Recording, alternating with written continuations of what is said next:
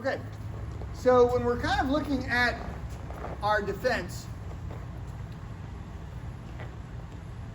if Joel's got his lead leg forward, and I'm lead leg forward, we're basically kind of fencing, which is to say, if he makes the number one, I can hit right to his hand, right? If he makes the number one, I can check and then go back and hit the hand. I'm basically kind of fencing, like you would think of like a guy with a rapier, with a sword, right? Once I switch to this position, now I am legitimately stick fighting. Now this is still stick fighting, but you could be thinking of this with a sword or a knife. We're essentially fencing. The blade is first. In this position, he feeds. Now watch. This hand now is longer because it's in the front. It's kind of hard. He feeds that for me to do this. I can't reach. So if I'm fencing, then this is the shield. He does number one. I hit back. This is basically just a shield. If I'm in this position, he does one, then I can start to control a strike and I can move in. So how your feet are positioned matters as to how you're going to implement the weapon. Okay, he feeds number one. I'm going to defend, touch, counter strike. Feeds me one, defend, touch, counter strike. Notice I'm working my footwork as well. Okay, so could I stand here just like this? I say, okay, go feed me one. Can I do that? It sucks. This is what the white belts do. These brand new people. It's still good if that's all they know, but this is more realistic. I'm moving. Move with them, deflect, touch, strike, move out. Go. Last time in super slow motion, right? He attacks, I deflect, I touch, I'm pushing. And then if this is under, I strike and strike as I see fit. This time, when he does it, I'm going to pass. Now, look where my hand position is. Can I easily get his body where I hit him last time? Not really. But now I can hit to the head. So again, when he does this one, my hand happens to be in the high position, which gives me a low attack for my counter. If I pass it by, this hand goes low, this gives me a high attack, right? So again, if he feeds me one, I go here, one, right, or I pass it by here, I move this out of the way and I can make a head attack. So still a number one deflection, he does number one, I touch, grab, make the counter strike. Go. What are we thinking about hitting?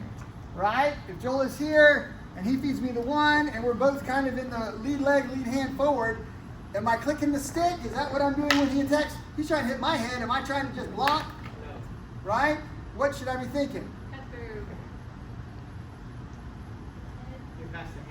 Hit the hand. So he's going to hit my face. I'm going to hit his hand. Does that make sense? That is going to lead me to the victory. It's going to lead me to the win. So again, he's legit close enough that he can hit me in the head. I could maybe hit him in the head. But I could also stop his attack and defend my head by hitting the hand. So again, when we're thinking about fencing, the closest thing to me is what I'm going to attack. So if he makes number one and I swing this by, I can hit the leg or I can hit the arm. There's a lot of things I can do, but I'm probably not going to risk this when he's trying to hit me. Does that make sense? Yeah. It's different once I change to this position. He's also welcome to change, but the bottom line, he feeds me number one. I do this, I stop it, I strike, I strike, I strike, and I control this. I want to keep him from hitting me a second time, right? He feeds me the number one, and I pass it by. Now I hit here, right? I can hit here, here. I can stab in if this is a sword or a knife, okay? So the first one is going to be stopping it.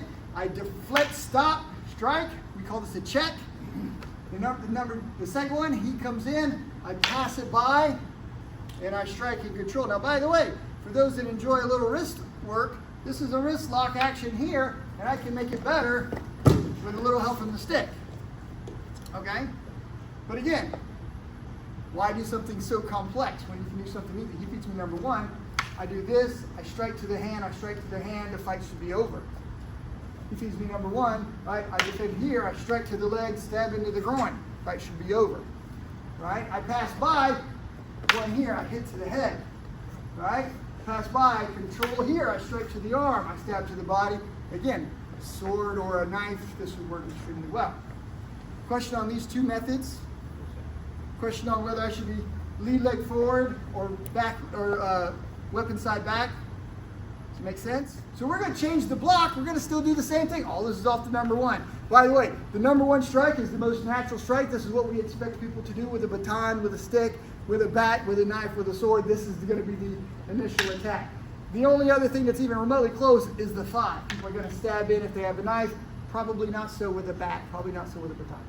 So he feeds me number one, and this time I'm going to umbrella block, which gives me an immediate strike. Okay, number one, I could be striking his hand as well. So I strike the hand up, bip. I strike the hand here, bip. Or he makes number one, I can control here and strike there. Strike this arm. Let's do that. He's going to make number one. I'm going to umbrella block, check, make the strike. To the arm or to the head is fine. Go. We're going to go to the opposite direction. So for example, if he makes number one and I defend and go this way, I'm on the inside now. I can strike the arm, I can strike the head, I can strike to the legs, I can do all those things, right? So if I make this block and I go this way, now I have a different attack. I have a different strike, right? If I move the hand away from me, I am closing him out. I can now strike underneath the body, particularly great for knife fighting, okay? Sure. All right, so again, number one, I go this way and move it away. I strike to the inside of the body. Number two is, he does number one, I go this way, right? And by the way, this also gives me really great arm locks and entanglements. One is this way, the other one is this way. This hand's doing the work. Believe it or not, this is the easy hand. He feeds me number one, I can just do this all day, right? Wow. Once we get this hand involved, this is the tricky hand, right? Now, I've got some options that move me on the inside and stops his attack, right? Feeds me number one, I move to the outside and strike. It's off of the umbrella block. Go! Yeah. All right, you should experiment. If you're doing the mechanical thing, Joel and I are basically robots. He said, hit number one. I'm going to block number one. Then I'm going to hit. It's real boring, right? But again, I start looking at this thing. He's fighting me, and I'm fighting him. He fought those at number one, and I grab this, and I'm like, his arm is bent. I can put my stick in there. Oh, look, I can put my stick under his neck now. Now I can push this, and he's going to basically be in a shoulder lock, right? I can press him straight to the ground. Does that make sense? There's a lot of fun things you can do once you start seeing the stick fits in there just nicely. It's like a key. Number one, I do this one. I can strike. That's the basic one. I still control this, right? I slide down a little bit. I just move the stick here, and now I pull hard, and I rake across his thumb, and I disarm. A lot of things that you can do if you can just see it. Does that make sense? All right, so why not? Let's go ahead and do, he feeds me number one, block. Shuffle down the stick a little bit. By the way, if this was a sword, you'd be on the edge. That's probably not good. It works great against the sword. This is an easy disarm. Using the puño, this is the end. Right? One, umbrella block, control, disarm. Go. All right, guys, you can tell I love stick and knife fighting. Let's say, for example, that Joel's hand, he knew I was going to disarm him, so he glued his hand to the stick. He just glues his hand to the stick. It's just like, I'm not disarming him, or maybe so strong, right? I know it's a ridiculous thing to say, but same trick, right? He makes number one, I do this, and I'm like, this isn't working, right? No problem, go back to this. Beat that arm to death until he can't swing it, right? If for some reason your disarm isn't working, you're like, it's not working, he's not letting it go. Kick him in the groin, right? Hit him in the head. Those things still work, okay? So, in stick fighting, typically what you're going to find is that we don't gorilla fist the weapon because it has to be able to move in the hand, okay? So that we can make these quick manipulations with a limber wrist. So he does number one, I do this, and then I pull against his thumb, and then I pry this out of his hand. That should work. But again, his hand is glued to it. He's super strong. You get here, and you do this, it doesn't work. Pow! Hit him with the backhand of the weapon, right? That'll loosen him up nicely. Questions on that one? He did me number one the first time I did this. I went to the top side of the wrist. Some of you guys are turning the hand the opposite direction. You're going this way. No problem. Just hold the stick. Now, This has to go on the inside of the wrist down where the hand is. I want to open the hand up. I push away and pull away here. That's the second disarm. So if you go down, you're now doing this one. If you go up, you're doing this one. One more time. He feeds me number one. Here, I move it up position. This is high. That's the disarm. Now I moved it down, right? I'm on the underside of the wrist. I want to bend the hand to make the escape or the disarm. Go. Surely somebody out there has been thinking, wait a minute, what if Joel feeds me the stick and I'm taking too long fiddling with this thing? What's he going to do? Is he going to kick me or punch me? Yes. Sure. I would say he should kick me and punch me, which is why we have to have this kind of this synergy or this nice synchronization. So he hits, right? I hit the hand, don't forget that. I weakened him, right? This could be a nice gentle pull, but I could also strike, right? And it's quick before he can make that next hit. It should be quick. It just takes practice. We go slow in training and you move up in reality. Remember, he does number one, I hit the hand, I hit the face. Now this becomes extremely easy because he's got a big welt across his face. I busted the orbital of the cheekbone, right? So again, there's a ton of stuff that we're doing, but we're looking at different pieces. You got to put the pieces together. It's like a jigsaw puzzle. Piece number one, don't get hit. All right, piece number two, hit the hand first, then cover. Piece number three, hit the hand, cover. I could start working this, but maybe he'll hit me. All right. Piece number four, hand. This part, maybe not. How about I hit him, then I start making this. So all those different pieces you can put together. Questions? Let's put up the stick. Sure. Hopefully the system works with a knife much in the same way it does with a stick. All right, let's be honest. If Joel feeds me a one, am I going to click knives with him? No. No. He feeds me a one, we're not going to go right this way. That's ridiculous. If we had a sword, we would need to use some of that. We're now this is such a short weapon, and it's so fast that the chance of me even making that defense would probably be minimal. So he feeds me a number one. Instead of me clicking the stick, what am I going to do? Control the wrist. Number one, I'm going to defang immediately. Cut. Check. Right? Does that look like the same move instead of us clicking the stick here or us doing this move, right? I'm just going to go ahead and hit the arm. Cut. Cover, right? I can hit it again and then I can finish him. Okay? So he's going to feed me number one. I'm going to cut. I can slash, which is non-lethal, or I can penetrate, which would be lethal. Just know that. Can we do that? Sure, sir. He feeds me number one. Cut. This is pretty good. Go. So he feeds me the one. I don't want to be cut. That's the bottom line. He could have the weapon upside down in his hand so that he can stab. I don't want him to stab me. It doesn't matter his position. What matters is how I'm going to interact with that.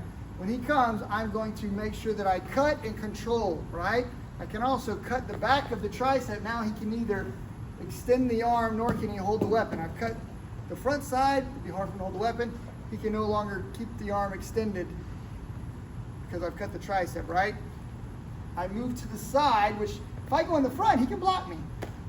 If I go to the side, it's hard for him to block me. I'm going to move him to the side, okay? So he goes number one, here, here, and then there, okay?